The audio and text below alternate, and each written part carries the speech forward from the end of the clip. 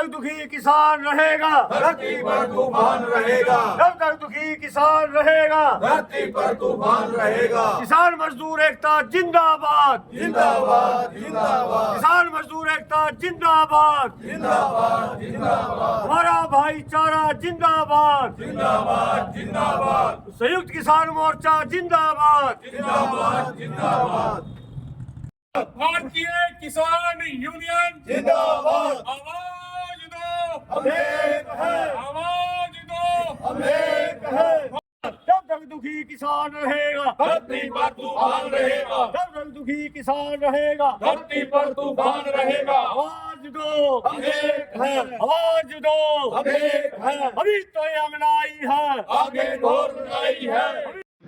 नमस्कार, आप देख रहे हैं जनता का। इस समय हम इंद्री अनाज मंडी में हैं और इंद्री अनाज मंडी में जो किसान भवन है उसमें भारतीय किसान यूनियन के जो पदाधिकारी हैं उनकी एक बैठक चल रही है। इस बैठक में कई महत्वपूर्ण निर्णय लिए जाने वाले हैं। हम जानेंगे इस समय भारतीय किसान यूनियन के प्रदेश अध्यक्ष रतन मान जी पहुंचे हुए हैं। रतन मान जी से कि ये जो बैठक चल रही है इस बैठक का मकसद क्या है, आखिर किसान क्यों इस सरकार में बार बार परेशान है, क्यों तंग है और क्यों सरकार इनकी बात नहीं सुन रही, क्यों प्रदर्शन धरने करने पड़ रहे हैं। रतन मान जी, जनता का पर स्वागत आपका। आपका भी, जनता लगा सभी साथियों का सबका बहुत बहुत धन्यवाद। देखिए, दिल्ली में 3 काले कृषि कानून थे, वो वापस हुए आंदोलन के बाद, प्रधानमंत्री जी ने उनको वापस लिया। अब उसी तर्ज पर एक कृषि विपणन बाजार पॉलिसी बना करके न राज्य सरकारों को भेज दी पूरे देश में, और वो पॉलिसी उन्हीं का प्रारूप है जो पहले का कानून थे। और जो पंजाब हरियाणा में खासतौर जो APMC एक्ट जो चौधरी छोटूराम जी ने अपने जमाने में बनाया था, जो इतनी बड़ी खरीद व्यवस्था जो देखने को मिलती है फसलों की, वो पंजाब हरियाणा में जो मुकम्मल है। यहाँ से मार्केटिंग बोर्ड है, सारी व्यवस्थाएं हैं, मंडी है, सारा सब कुछ बढ़िया है। अगर एक्ट लागू हो जाता है तो मंडियों का अस्तित्व खत्म हो जाएगा, जो खरीद फसलों की व्यवस्था वो नष्ट हो जाएगी, और किसानों को मोटे तौर पर अंबानी अडानी यानी कॉरपोरेट के लोगों, बहुत लोग दूसरे भी हैं, वो खरीद व्यवस्था करेंगे। यानी एक इंडोर मंडी, एक आउटडोर मंडी। आउटडोर मंडी फ्री मंडी होगी, बिना किसी टैक्स के होगी, बिना किसी लाइसेंस का खरीदार होगा, वो मनमानी नहीं करेगा। ये सीधे सीधे किसान को अपनी फसल लेकर के उनके दरवाजे पर जाना पड़ेगा, उनके सैलूज में जाना पड़ेगा। उसकी मर्जी है, वो खरीदे ना खरीदे, किस रेट में खरीदे, कब खरीदे, ये बहुत सारे प्रश्न इस पॉलिसी के लागू बाद हो जाएंगे। तो हम ये मांग करते हैं कि मुख्यमंत्री जी किसान का बेटा है, किसानों का प्रदेश है, और हम ये मांग करते हैं कि उस मांग का हम 11 मार्च को देश और प्रदेश में संयुक्त किसान मोर्चा की तरफ से ज्ञापन सौंपे जाएंगे सभी प्रदेश के मुख्यमंत्रियों को। इसी कड़ी में जो हमारा करनाल जिला है, वो करनाल में इकट्ठा होंगे पुरानी कचहरी के पास और अपना जुलूस प्रदर्शन करके जिला उपायुक्त को ज्ञापन देंगे। हम मांग करते हैं कि मुख्यमंत्री जी, आप किसान के बेटे हो, हमारे बेटे हो, आप पर बड़ी जिम्मेवारी है। आप अपनी जिम्मेदारी किसानियत को समझते हुए इस ड्राफ्ट को पंजाब सरकार की तरह, जैसे पंजाब के मुख्यमंत्री ने उसको नकार दिया है, आप भी इसको नकार करके, विधानसभा का सेशन चल रहा है, बहुत बढ़िया मौका, पक्ष और विपक्ष वहाँ मौजूद है, आप उस पर किसानों के जो ये कानून खराब है उसको मोहर लगा करके केंद्र सरकार को उसको वापस लौटा दे। अगर आपने इसको लागू किया और हमारे गर्दन पे ऐसा कानून आपने शिकंजा कसने की कोशिश करी तो गंभीर परिणाम होंगे। आंदोलन होगा, ज़बरदस्त आंदोलन होगा। तो हमें ये शांतिप्रिय तरीके से हम ये मांग करते हैं कि मुख्यमंत्री जी, आप इस तरह का कदम ना उठाओ और इस ड्राफ्ट को जो आपके पास है इसको रिजेक्ट कर दो, इसको वापस लौटा दो। इसके अलावा हम ये कहते हैं MSP खरीद गारंटी का कानून केंद्र नहीं बनाता, आप बना दो। आप हर रोज़ दावे करते 24 फसलें MSP में खरीदी जा रही है, भाई खरीदी जा रही कब तक, इसकी गारंटी हमें चाहिए। आपने 24 फसलों की लिस्ट जारी करी है तो आप एक 1.5 लाइन का 2 लाइन का एक ऑर्डर भी पास कर दो विधानसभा में, भाई एक खरीद गारंटी रहेगी इसकी। और दूसरा ये है कि विधानसभा में जो इतने कमज़ोर किसान हैं, मजदूर हैं, रेडी फड़ी वाले हैं, जो कर्जे में के दलदल में फंसे हैं, आप एक और ही इस में एक पॉलिसी लेकर गए, उनको कर्ज मुक्त करो आप।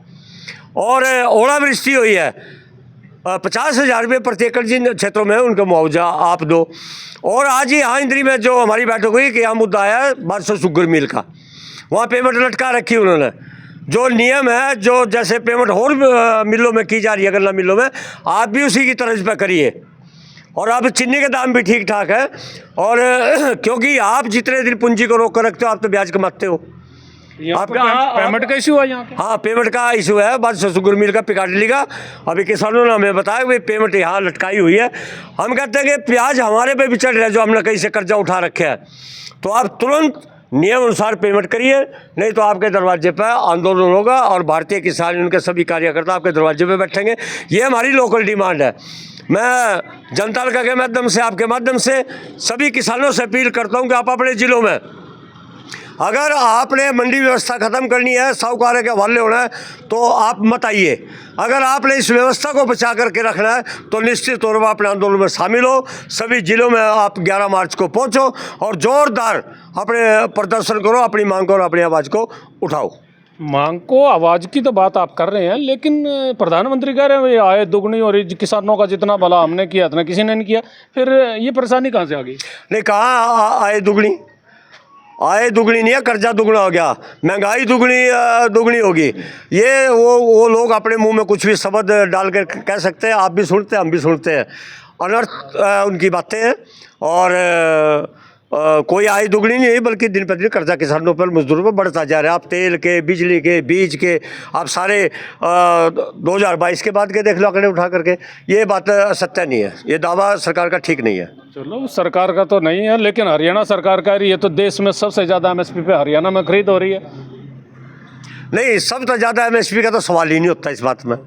सबसे ज़्यादा फसलों की बात, लेकिन हाँ, 24 फसलों की बात। 24 फसलों की बात है। चलो, कई 4-5 फसलें हरियाणा में नहीं होती, कोई बात नहीं, वो ज़्यादा कोई इशू हमारे लिए नहीं है। वो एक आलोचना की बात हो सकती है, अगर वो नहीं है फसलें यहाँ नहीं लागू कर दी। हम ये कहते हैं कि आपने अगर ये सूची जारी करी है, तो आप खरीद गारंटी का कानून, एमएसपी का भी बढ़ाओ। आप धन्य हो गया। हम इसके बात के लिए स्वागत करेंगे। आप पूरे देश में, आपका मुख्यमंत्री तो आपका वो तो मतलब बढ़ेगा देश में, एक मिसाल आप कायम करोगे। तो आप इसके साथ साथ एमएसपी खरीद गारंटी का कानून भी बढ़ाओ। आपने कहा कि आपने कहा भी एमएसपी से ज़्यादा यहाँ खरीदी जा रही है। ये बात किससे छुपी हुई है? हमने खूब ये बात उठाई। कौन सी ऐसी अनाज मंडी में जिन्होंने इक्का करके कम से कम 200, 250, 300 रुपये धान की फसल ना कम बिकी हो? और सरकार का पर्चा दिखाओ भाई। अरे आपका पर्चा जो बनाया वो तो पीछे सारे में खा गए। मेरे से भी 200, 250 रुपये कम ले लिया और आपके सरकारी रेट भी ले गए। मैं ये किससे बात छुपी हुई है? और ये पल्ला झाड़ दे, एक बड़ी गैंग वाली है। और उसके द्वारा मैं मोटे तौर पे कह सकता हूँ 3000 करोड़ रुपये का धान खरीद में घोटाला हुआ है। 3000 करोड़? हाँ, 3000 करोड़ का। दूसरी फसलों में भी ऐसा हो रहा है क्या? हाँ, दूसरी में भी हो रहा है। तो हम इसीलिए तो कहते हैं भी हमें एमएसपी की गारंटी दे दो आप। जो उससे कम खरीदेगा वो क्रिमिनल श्रेणी में आएगा। यही तो हम कह रहे हैं, यही तो हमारी मांग है। इसीलिए तो हमारी मांग है कि हमारी एमएसपी को सुनिश्चित करो मुख्यमंत्री जी। ये बहुत बड़ा इशू है, ये किसान के भविष्य का इशू है। ये जो पंजाब में किसान प्रदर्शन पर बैठे, धरने पर बैठे हैं, वो भी तो एमएसपी की मांग ही कर रहे हैं। हाँ, बिल्कुल कर रहे हैं, पूरा देश कर रहा है। पूरे देश में अब जो हमारे बाकी के राज्य हैं वहाँ भी कन्वेंशन चल रही है। वहाँ भी बहुत, आपने देखा होगा बॉम्बे की तरफ कितने हज़ारों किसान गए हैं, पुणे की तरफ कितने किसान गए हैं।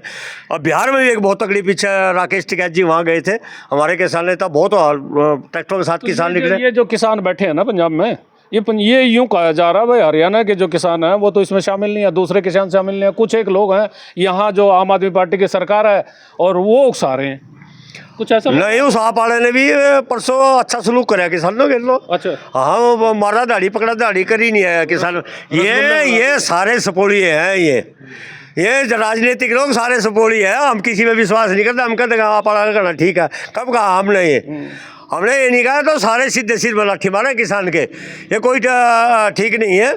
और हमें ये कहते हैं कि सभी सरकार एमएसपी खरीद गारंटी का कानून बनाए, हमारी तकरीबन डिमांड उसमें पूरी हो जाएंगी। अच्छा, ये जो पंजाब में धरना प्रदर्शन किसानों द्वारा हो रहा है, क्या ये पूरे प्रदेश के देश के जो किसान हैं वो उनका साथ कहीं ऐसा लग रहा है उनको भी नहीं दे रहे हैं? कुछ एक लोग वहाँ बैठे हैं बस? नहीं, कुछ एक लोग नहीं, बहुत सारे लोग हैं। कोई जो ये सवाल करता है नहीं, वो एक दिन सड़क पर बैठ कर दिखा दो हमने, और वहाँ तो 100 दिन तक ऊपर निकल गए। ये जो वो आलोचना करते हैं किसान आंदोलन की, घर छोड़ना और इस तरीके से बैठना, भूखा मरना, जीवन अपना उस पर लगा देना, ये कोई वैसी लोग स्टाइल के लोग होते हैं और वो पूर्ण रूप से किसान विरोधी लोग हैं। इस तरह की कोई बात कहते हैं, इस तरह का कोई प्रचार करते हैं, उनके मैं सहमत नहीं हूँ। कौन कहता है कि खनौरी बॉर्डर पर कौन सा संगठन नहीं गया? उन पर एसकेएम जो आपका संगठन है वो क्या साथ दे रहा है? हाँ बिल्कुल दे रहा है, माननीय राकेश टिकैत जी, और हम भी कौन सा नेता है जो खनौरी इधर नहीं का।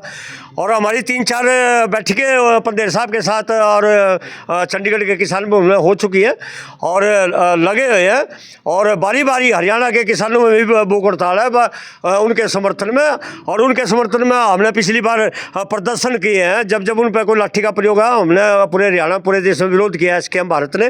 तो ये नहीं है, ये आर्थिक आज़ादी की लड़ाई है, ये सभी लड़ रहे हैं और ये एक दिन सरकार से हम आर्थिक आज़ादी की लड़ाई लेकर के रहेंगे। सरकार से आर्थिक आज़ादी की लड़ाई लेकर लड़ेंगे, लेकिन आखिर में चलते चलते आप हरियाणा की बात कर रहे थे, हरियाणा में आंदोलन छेड़ रहे हैं और ये जो मुख्यमंत्री है कहता मैं किसान का बेटा हूँ, मैंने किसानी की है, छोटा किसान रहा मैं, मुझे किसानों की पीड़ा का पता है। फिर ये क्या समझ में नहीं आ रही उनको किसानों की पीड़ा जो आप कह रहे हैं? नहीं, हो सके तक ना समझ में आई हो भाई, मैं ये बात कह दी उसको समझ नहीं आई, उसने हो सका ड्राफ्ट टिप लोग उसका आगे ना गया हो। अच्छा, पढ़े नहीं हो? हाँ पढ़े नहीं, इसी करके तो 11 प्रदर्शन कर रहे भाई, पढ़ लेगा, और नहीं तो उस पर नहीं पढ़ा जानता हो तो फिर हम पढ़ा देंगे। हमारी मीटिंग रख लो, देखो हम ये बात आपके चैनल के माध्यम से कह रहे हैं, कोई ना सच्ची मान लेगा, कोई झूठी मान लेगा, कोई वो जो अंधभक्त बेचारे वो तो कमेंगे बकवास कर रहे हिंदी नाले। लेकिन करनाल के किसान भवन ने ड्राफ्ट रखे भाई, आओ मेरे साथ बैठो, आप वहाँ पढ़ो, मैंने झूठा कर दो, मैं आपका तो क्यों आप झूठे हो भाई। तो आप किसी भी टाइम मेरे से फ़ोन करके करनाल किसान भवन आओ, वहाँ ड्राफ्ट रखे हुए हैं, सोशल मीडिया पे भी है, तो आप उसको पढ़ो, आप उसके खिलाफ अपना आंदोलन करो, ये हित में नहीं है किसान के। तो और चलते चलते ये पूछना चाहेंगे भाई, आपका ये आंदोलन कड़ा भी हो सकता है क्या? ना, मैं ये अभी नहीं करता खड़ा होगा, मैं नहीं कहूँगा किसान का बेटा मुख्यमंत्री आंदोलन क्यों खड़ा हुआ भाई। अगर वही विचारधारा के खिलाफ चला, नहीं माने नहीं सुने, हाँ नहीं, वो विचारधारा के खिलाफ चला नहीं, उस ड्राफ्ट के ऊपर वो किसी केंद्र के दबाव दुबू में अपने नंबर बढ़ाने के चक्कर में फंसेगा तो नंबर उरे भी खराब होंगे, और ऐसे नंबर खराब होंगे कि जैसे है ना, बाप अपने आजकल अखबारों में बहुत सारा छपा है, आपके सोशल मीडिया पे भी आता है, उन्होंने अपनी बहू बेटा फलाना बेदखल कर दिया। तो मैं कहूँगा कि मुख्यमंत्री जी आप ऐसा कोई लाना ले लियो कि हमने तो बेदखल करना पड़ जाए। अच्छा, हाँ बेदखल कर देंगे।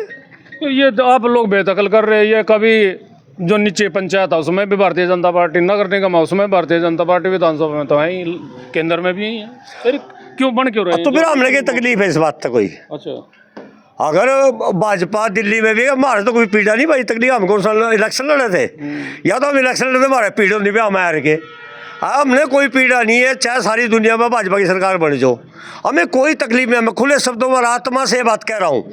लेकिन अगर हमारे हितों पर खुटाराघात कराया गया, अगर हमारे खिलाफ कोई पॉलिसी बनाई गई और हमारे हित छीनने गए, तो फिर हम सब चीज़ें भूल करके फिर कड़ा आंदोलन आमने सामने लड़ेंगे। मुख्यमंत्री को भी इस कानून को लागू ना करें, ये किसानों मजदूरों के हित में नहीं है। इसमें बेरोजगारी बढ़ेगी, और बेरोजगारी बढ़ेगी तो लोग धक्के खाते फिरेंगे, भूखमरी बढ़ जाएगी, भूखमरी बढ़ेगी तो परेशानी है। इसलिए हम गुजारिश करते हैं मुख्यमंत्री भी ये लागू ना करें पंजाब की तरह। तो किसानों को ही क्यों संघर्ष करना पड़ता है अपनी मांगों को लेकर के? इन्होंने अनाज बेचने के लिए आता है, किसान के साथ ही मजदूर है। अगर किसान ना रहेगा तो मजदूर कहाँ से रहेगा? मजदूर उससे भी पहले खत्म हो जाएगा। इसलिए किसान के साथ आड़ती बंधे हैं।